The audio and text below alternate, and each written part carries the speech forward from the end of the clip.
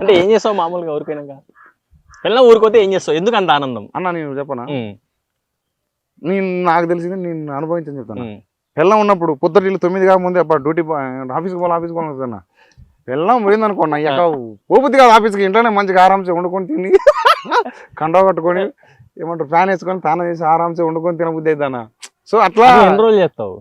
మళ్ళీ ఇంకోటి చెప్పనా, నువ్వు అన్నది వాస్తే పోయిన 2 రోజులు మంచిగా ఉంటది, మళ్ళీ తర్వాత ఎప్పుడు వస్తావు? మళ్ళీ ఎప్పుడు వస్తే మంచిగా ఉంటదిరా. ఇక సింకుల అంట్లు ఉంటాయి, ఏమంటారు కోసుకొని కూరగాయలు కోసుకొని తినబుద్ది కాదు, బయట ఘోరం ఉంటది. కొత్తగా అంటే వస్తానన్నది అనుకో, వచ్చినాక ఒక రోజు మస్తు అనిపిస్తుంది, మళ్ళా 2 రోజులు పోతే బాగుండు, మళ్ళీ అట్లా అనిపిస్తుంది అలా. కూడా అన్నప్పుడు ఇవన్నీ పంచాయతీలు కామన్, అవి లేకపోతే అసలు మజానే ఉండదు. అంటే ఆ మిస్సింగ్ ఉంది చూసినా, ఊరికి పోతే మళ్ళీ వస్తే బాగుండదు, అదే బాగుంది.